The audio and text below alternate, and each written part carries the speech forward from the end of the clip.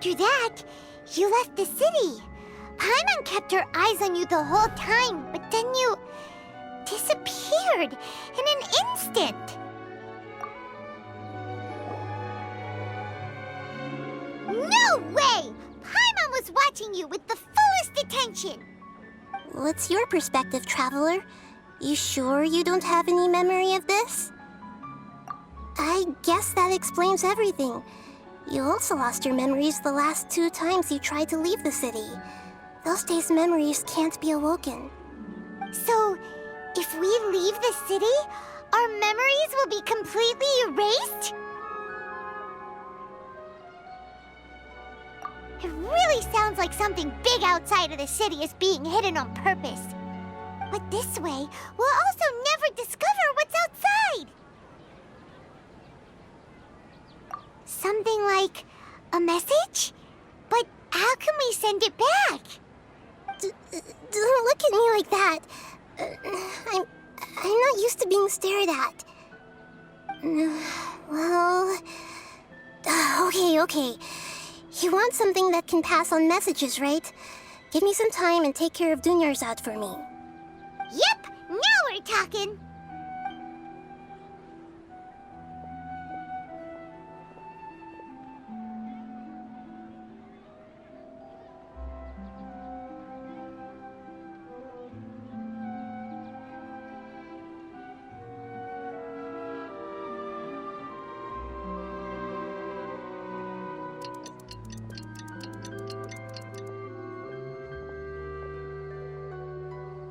I'm done. Here you go. What? Isn't this just an Akasha terminal? I made some little changes. Akasha terminals are already capable of sending messages. I just tweaked it so that it could connect to any node. To make something like this? Nahida, you really know the Akasha like the back of your hand. Anyway, we can use this now to record a message, right? Yep. I'll help you save the messages. It should be pretty easy to use. I just can't guarantee the user's status and signal coverage when they're outside the city. We'll never know until we try. At least we're taking the initiative now. Let's go then. Let's expose those sages. All right. Paimon isn't as worried about being separated since it happened once yesterday. But Paimon still isn't happy about it. Okay, see you tomorrow, Traveler.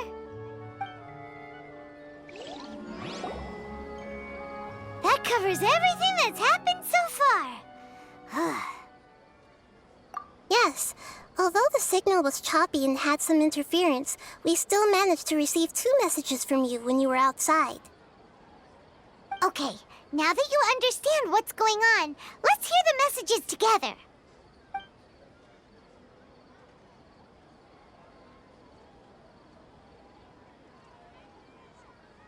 Can't go back. There are countless spaces here. Our Sabzeruz festival in Sumeru City is just one of them. I've entered another space. Before me are flowing sandstone and howling fish. Impossible and surreal sights. All these spaces are empty, except for the occasional ones that contain mute puppets rather than people. I can't sense any human presence.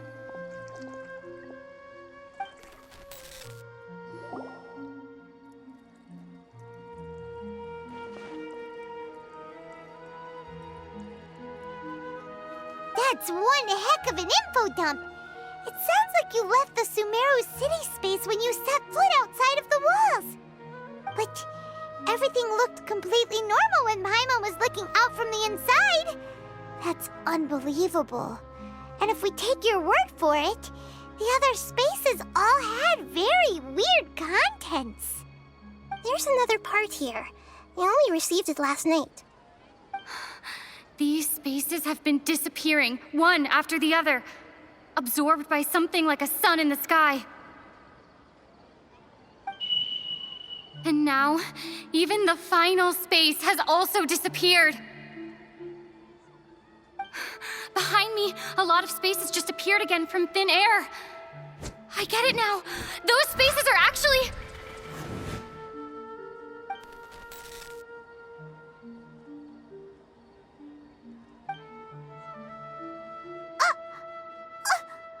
Why did the message end right there? What did the traveler want to say? What are those spaces? Probably because yesterday just happened to end at that moment. Oh, right. Paimon did hear a beep from the Akasha. Did it come from here or from the message? The message. It should have come from the Traveler's Akasha terminal. After the beep, Traveler said even the final spaces also disappeared. Traveler, what do you think that final space could have been?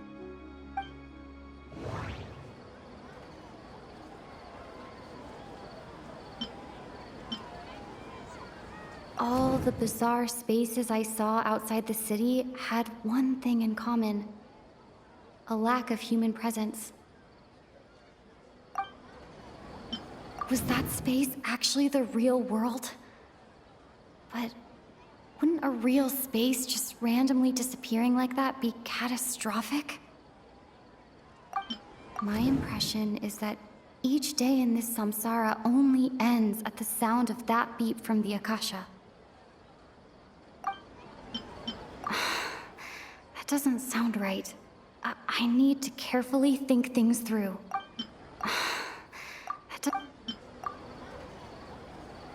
Oh, so that's what it is! After the sound of the beep, the final space, the Sabzeruz festival, also disappears, and we're taken to the next day. Later on, Traveler also mentioned a bunch of new spaces materializing behind them. Do lots of new spaces appear every day? Paimon's head is spinning. Just what are these spaces anyhow? Well, consider this. For all the horrors of the Archon War, at its heart, it was just a game where a bunch of gods fought over 7 seats. So no matter how strange or spooky things may look on the surface, maybe all they point to in the end is a small and simple secret. Wow, the Archon War, huh? That's an analogy and a half.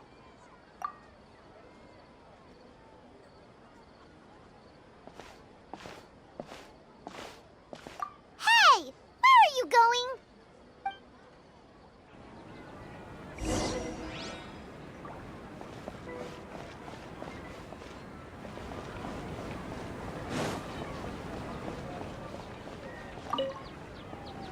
Well, consider this. For all the horrors of the Archon War, at its heart, it was just a game where a bunch of gods fought over 7 seats. So no matter how strange or spooky things may look on the surface, maybe all they point to in the end is a small and simple secret.